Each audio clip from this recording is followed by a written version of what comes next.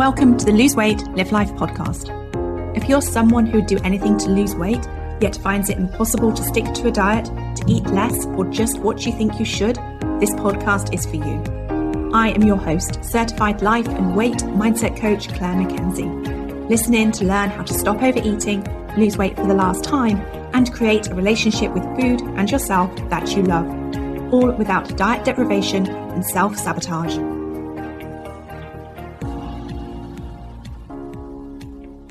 Hi everyone, and a very warm welcome to podcast episode number 142, Treats in the House. Conversations around food in the house that hinders weight loss have come up a few times this week on my private coaching calls and with Academy members. And whilst none of these conversations were anything to do with having sweets or chocolate in the house for Halloween trick and treating, I thought it was a good time to talk about this topic on the podcast, given that it is Halloween next week, and also with the fact that not only is Christmas on the horizon, but all the Christmas foods are already available and sometimes with compelling offers, encouraging us to buy them now as well. So what I'm going to be talking to you about today is I'm going to be considering 6 questions that are questions that often come up, and I'm going to be considering those questions, answering them for you, giving them some examples. And so those questions are: should you have foods that you over-desire in the house or not? What should you do when others in your family want to have foods that you over-desire in the house, but you would rather not have them in the house? What should you do when you have a habit of eating foods so that they don't go to waste? What should you do when you're gifted foods that you don't want to eat? What should you do when you buy foods for others that you often end up eating? And what should you do when you want to buy seasonal foods that hinder your weight loss? Okay, so let's start with the first question I often get asked, and that is, should you have foods that you over-desire in the house or not? And this question we're actually going to spend quite a lot of time on this podcast episode, and then we're going to sort of answer the others with a summary, more sort of specific information, I guess. So this question about whether or not we should have foods in our house that we over-desire or not, the context of this question is that when we're taking a non-diet approach to creating the relationship with food that we want, we don't want to deny or restrict foods that we enjoy purely for the pleasure of eating them, because we don't want this diet mentality. So therefore we should have them available so that we're not restricting and denying ourselves. Now this is a line of thought that people often come to me with, and it's one perception of this topic. But before I give you my perspective on that very logical way of thinking, it's really understandable, let's just back up a minute and address the initial question, which is about foods that you over-desire. You see, when people talk about this thing that I can tell is often causing them some confusion, internal debate or conflict and uncertainty, the foods in question are those that they over-desire and usually therefore overeat or struggle not to eat. We don't think to ourselves, oh, I should limit the amount of chicken or eggs or vegetables that I have in my house so that I don't overeat them. Over-desire for foods exists primarily because we've unknowingly taught ourselves to think that the foods that we over-desire are incredibly important and or tasty. They are foods that cause us to experience a larger amount of the neurotransmitter dopamine to be released compared to other foods, so that we get more pleasure both in the anticipation of eating those foods and in the eating of them. And because we get more dopamine, our primal brain has learned to apply a disproportionate amount of significance to these foods and thinks they're incredibly important. It feels like we have to eat them. We feel compelled. Now, if you relate to this, none of this is happening because you are weak-willed. It's happening at the primal brain level. From thinking about how your pet responds to certain foods, so think about your pet if you've got them, they smell or those foods and then they over-desire them. There's certain foods that like our dogs go crazy for, and I know it's the same with cats as well. And then if we look at research about experiments on mice who are given sugar, the mice aren't consciously connecting the food to thoughts they're thinking, because mice don't have conscious thoughts, but they will overeat sugary water. It's just that as humans put thought layers on top of our physiological response to certain foods that makes them even more desirable, because we're consciously aware, we're then having conscious thoughts about having those foods even when they're not available to us. We train ourselves to like these foods because we have conscious thoughts about them tasting delicious, or have conscious thoughts that they are comforting or will make us feel better in some way. Okay, So having talked through all of that and considered why we over-desire certain foods, let's explore the perspective that we should have foods we over-desire and overeat in the house so that we have a normal, I say that in inverted commas, relationship with food and don't live in diet mentality. Now, there is no right or wrong here, but there are some other perspectives I want you to consider before you decide what is right for you. And also know, we'll talk about this in a minute, that what is right for you right now may not be different to what is right for you in the future. So the foods in question are often highly refined and processed foods created by the food manufacturers because they know the exact mix of ingredients, specifically refined fat, sugar and salt, to create an over-desire response in your brain and mind. And these foods have only been available in the lifespan of humans for a tiny, tiny amount of time. And so if you think about this, are they really that normal? Now, I had to Google how long humans have been around for, and the answer was somewhere between 300,000 and 100,000 years, depending on what we consider to be modern humans and the humans that we know today. So if we go then with 100,000 years, and then let's consider that whilst processed foods have been around for quite a long time, the ultra-processed chemical-laden food that we know today has only been around really for, let's say, 50 years. So then that means that it's only in the last 0.05% or 1/2000th of our existence that these foods have been around for. And so it's only in that tiny, tiny proportion of human time that they have been, in inverted commas, normal. What I want you to consider is that these foods are not normal for human consumption, that they are manipulated and processed so that they can be manufactured cheaply, transported easily, and so that we over-desire them, so that we buy more of them, and the food manufacturers increase their profits. They are far from normal, and so maybe thinking that we should be able to have them in the house so that we have a normal relationship with food isn't actually a factual reason, because really these foods are not food. Okay. Now, often that thinking comes from a really well-intended place of wanting to undo diet deprivation, trauma, and having diet mentality. Again, really understandable. When you've been used to telling yourself that you cannot have and you're not allowed to eat certain foods, we want to get away from doing that. But there's a difference between telling yourself what you can't have and what you're not allowed, and consciously choosing what you want to eat to be kind and loving towards you and take care of your body. Okay, and I agree that it is something that you're going to want to challenge and work to change. If you have those beliefs, and if you're constantly judging yourself about the food choices that you have, or feel regret when you eat foods that you label bad, not regret from overeating them, but regret because you intrinsically feel you are wrong for having them, you don't want to be in that place. And it may very well be that a part of your healing journey is to get comfortable being around these foods so that you're not afraid of them and not making your desire of them wrong, and having these foods in the house may help you to do that. So we have here two very different things to consider. One is your thoughts and beliefs around those foods, and the other is your thoughts and beliefs around who you are when you eat those foods and what you make the eating of those foods mean about you. So this is what I want for me in my relationship with these foods. I don't want to see these foods as treats or highly desirable without giving recognition to the ingredients that they contain, and also seeing the negative impact that those ingredients have on my body, mind, brain, and emotions. I want to see both sides of the equation on this. So I don't think that these foods are amazing and delicious in isolation. And at the same time, I never want to judge myself or shame myself for eating these foods ever. Me eating foods that I consider not healthy and not good for my body does not equate to me doing anything wrong or being failure or being bad in any way. We are not robots. We do not always choose the best things to do for our health. If we did, we might all choose to be manual labourers who are, being active all day instead of having office-based jobs. Okay, it's just not realistic. It's not the world that we live in.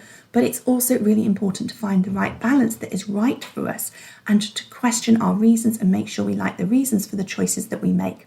So back to the question as to whether we should or should not have these foods that we over-desire in our homes. I want you to think about what feels kind to you. What will make your weight loss journey easier and more enjoyable today? There is no right or wrong, and I have seen the approaches of not having desired foods in the house work for some clients and some members of the Academy, and also having them in the house work for others. Because it's not whether or not you have them that matters. What matters is your thoughts and beliefs and reasons for your decisions as to whether to have them or not.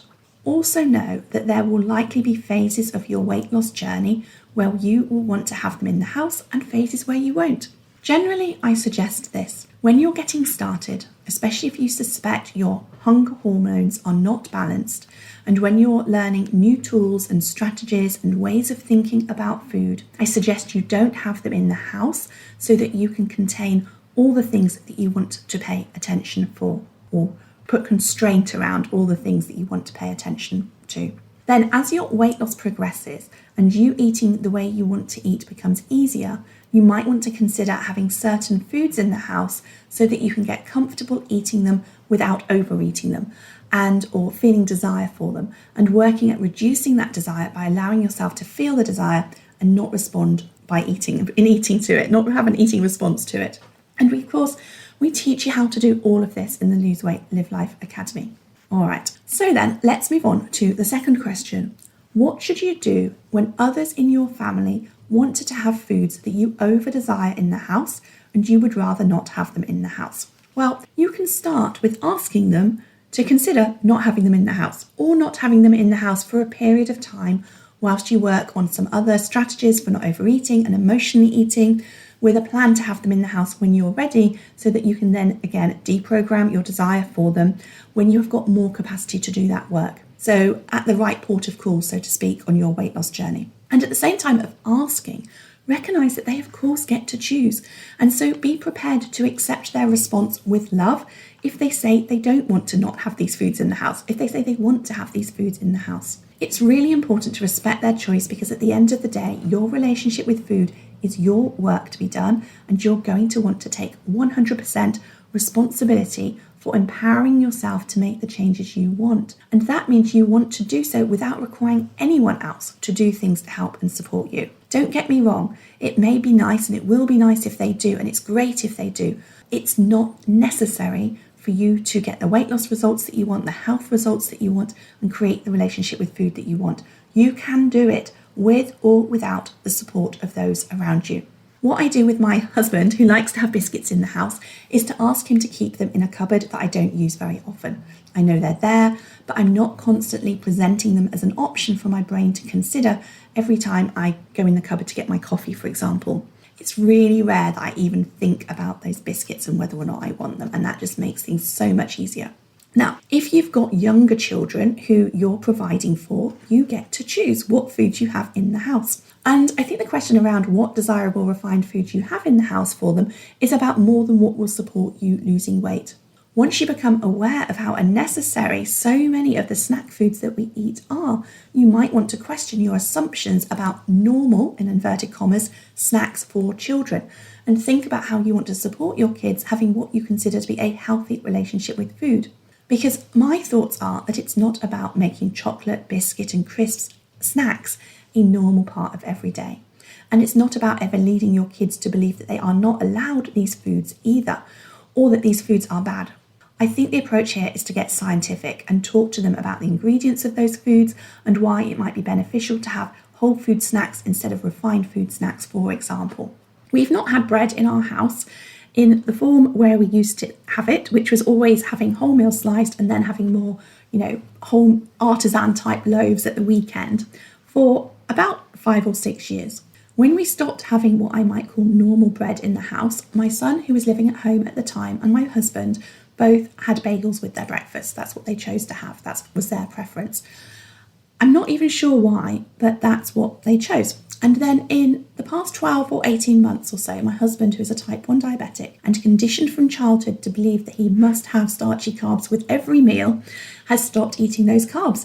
And he stopped having those bagels, and he's adjusted his medication accordingly. And he will tell you he feels healthier now than he ever has. And interestingly, my son, back from university over the summer just gone, said that he no longer has bagels when I got them in for him and hasn't replaced them with anything. So he's not having those sort of bready type carbs either. And my daughter, when she has bread, has that German style rye bread that everyone tells her tastes like cardboard. But it's totally her choice and her decision, and she has her smashed avocado on it and she loves it. Now, I share this as an example of the ripple effect of the changes you may choose to make to your food choices and how you eat, and to let you know that whilst your family may not be on board, my kids thought I was a bit crazy for wanting to avoid bread for the first couple of years. You never know how those changes may impact them in the years to come. So the takeaway here is to ask for what will help and support you from others within your home, and be 100% okay with whether your family members are on board with doing a few things to help and support you or they're not. Because what's most important is that you create self-trust and support for yourself. Also, I like to remind myself when my husband buys me chocolate treats that I'm responsible for him doing that for me. What I mean is that after 20 years of being delighted if he bought me some chocolate when he might have got some beers and nuts for himself of a Friday or Saturday night, it would be unreasonable to then be out of the blue tell him how unsupportive and lacking in understanding he is should he turn up with them when I'm working at not eating chocolate, even though I might internally have thought he should have known that. If you relate to this, you must communicate with your partner and other family members. If they like to buy you small tokens of food to be kind to you, what you can do is ask them to get you flowers or a magazine or something similar instead, and be really appreciative so that they enjoy doing that for you. And yes, I have totally been that crazy woman who has one week been, saying to my husband, how dare you buy me chocolate when you know I'm working at losing weight, and then the following week totally sulk because he didn't get me any. So tell your family members, your partners, what you want, and remember you always get to choose what you ask for and what you eat. So even if they buy you things, you don't have to eat it. Okay, so on to number 3. What should you do when you have a habit of eating foods so that they don't go to waste? I've spoken about this before on the podcast, and so many of us were raised to believe it is wrong to waste food. However, putting food in the bin is no less wasteful than eating food your body doesn't need. This belief that putting food in the bin is wasteful, but that eating it when you're not physically hungry isn't, is very flawed. Please try to make peace with putting food in the bin and allowing yourself to do so without feeling guilty. Also know that eating food you don't need is not an effective way to not waste food. These ways are more effective. So you might reduce the amount of food you buy and prepare. You can get savvy with freezing leftovers, and you can portion out excess food made and prepared so that you have it for your next meal, even if that next meal is breakfast. Constantly review what's left over or in your fridge and freezer and plan for when and how you will be eating it, so that you're eating it when you're hungry and you're not eating other food and then seeing that as left as something to be eaten. Okay, instead of eating to avoid putting food in the bin, work at your food organisational skills to reduce waste if this is something that's important to you. And don't forget to use your local food bank for non-perishable foods that you don't have a plan for eating or you don't want. All right, on to number 4. What should you do when you are gifted foods you don't want to eat? So this one, of course, comes up a lot over the Christmas period. First of all, I recommend that if close family members traditionally buy you foods that you don't want, a tin of Quality Street, for example, that you consider asking them to not buy them for you. But before you do that, you might want to actually really think through whether you want to eat them or not. So decide ahead of time, decide now really, whether you want to have them and enjoy them this year or not. If you think that you do, plan for how you want to eat them. Do you want to eat them in one night or over 3 nights, or do you want to have 1 or 2 chocolates a night until they're all gone? Remember, there is no right or wrong here. Just you getting to know yourself and your body really well so that you know what the net result will be and whether that result is something that you want or not. If you decide you don't want them, then it's okay, as I said, to ask your close family member to not get them for you this year. You might want to ask them to get you something else instead. You might want to give them an alternative, because people generally give things for the pleasure they get from giving them. And I think it's nice to not deny them that pleasure. Or if you sense that they are buying you these things out of obligation or habit and there's not really much pleasure in the giving of them, then just give them the option to just save the money, and there's no need to ask for an alternative. What's important here is that you communicate and ask for what you do or don't want in plenty of time. Now, of course, we're also going to be gifted foods, or likely to be gifted foods, unexpectedly. what I suggest you do with these foods is take the time to consider them. You might want to do this if you've got a daily journaling practice the day after you get them, and think what you want to do. Regifting and food banks are also great options if you decide you would prefer not to eat them. A couple of years ago, we had a post-Christmas party where not only were we planning to use all our cheese that we had got for a cheese board for Christmas Day, and we didn't even get that far, we didn't even start it. We got it all out, displayed it all nicely, and then had to wrap it all up again. I often do that because everyone's just too full. But not only did we have an entire cheese board, but 3 other families also bought all of their non-eaten Christmas cheese boards too. And the amount of cheese we had left over was ridiculous. Now, if that happened again, what I would like to think I would do is make a plan for the cheese. So maybe plan some dishes or, cook some things that actually have cheese in them and use up as much as possible as a part of normal eating rather than excessive cheese eating, which is what I often tend to do. But, think about how we could incorporate that into our normal meals and enjoy it. And then I guess if there's still left over, then throw that away. I know I didn't do that last time. I know we overate some cheese by having it as evening snacks and things like that. And then we ended up throwing some away. Number 5, what should you do when you buy food for others that you often end up eating? So you might not do this. This might just be something that I did. So many of you won't do this. But it's something that I had to work at. It was like an obstacle for me to overcome as a part of my weight loss journey, and it showed up for me in 2 ways. The first is that I would buy chocolate gifts for people at Easter and Christmas and eat them before Easter and Christmas arrived, and then have to buy them more, okay? And the second is that I would make elaborate desserts when we entertained and then end up eating all of the leftovers. So the first one then, those sort of chocolate gifts that I buy for other people and then eat before I get a chance to give them to them. Okay, so chocolate is still the food that I most over desire, and I struggle to not overeat when I have it in the house. And I kind of know this and accept this, and I don't do much to reduce my chocolate desire because I still see that as my go-to treat food. Even though I know it's not a treat food, but that's still what I choose to do purely for the pleasure of eating it.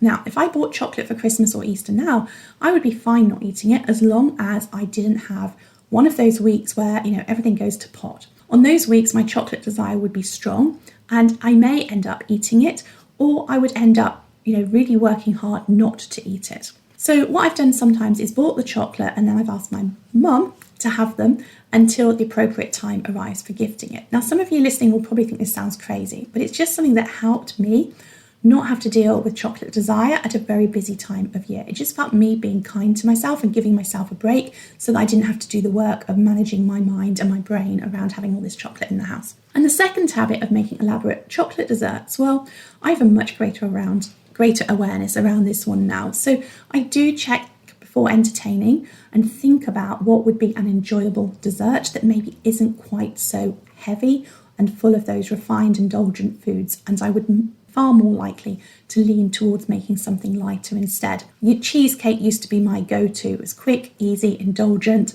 but I would be left with half a cheesecake and would find it difficult to not sort of eat that. I also recognise that in my house, no one else is ever going to eat leftover dessert except me. No one else really has a sweet tooth in that way. And so if I don't want to eat it, it has to go in the bin. And so now it does. I know that now. And so it's more likely to go straight in the bin if there's leftovers. And the other thing that I do now is if I'm not making dessert, but if I'm buying dessert, so sometimes I get food from cook when we entertain. What I do now is I will often buy the individual dessert portions. So there's just no leftovers. There's no waste. There's no leftovers. There's no issue there. And that's really great, having that sort of portion size managed. So finally then, when you want to buy seasonal foods that hinder your weight loss, first have a plan for eating them. Let's assume we're talking about Christmas. So if you want to buy Christmas foods and you recognise they hinder your weight loss, what I want you to do is to sort of zone out and think about the whole sort of Christmas period. Make a list of all of the Christmas foods you want to eat and make a plan for eating them alongside your other seasonal meals and events. Look at the wider landscape and get honest with what the impact on the scales and your health and how you feel will be, and then take a final decision on whether you want them or not. There is no right or wrong, just you choosing to eat in a way that will give you the health and weight results you want. And I'll probably go into this in more detail on a later episode closer to Christmas, but I just wanted you to remind you to sort of be reminded or to focus on or have the opportunity to focus on what's important around the different seasons for you, and to consider how you can create what you want in non-food ways. Think about the relevance that you want food to have at Christmas time or other times of celebration, and think about non-food ways to support you creating what you want, which is of course ultimately all about how you want to feel. Okay, some things for you to consider there. I addressed these questions with some suggestions and examples of what's worked for me, but the best thing that you can do is decide what you want for you. Start afresh with a blank piece of paper and question all of your conditioned beliefs about what is right and wrong, and then create your own answers for these questions along the lines of what you think will work for you.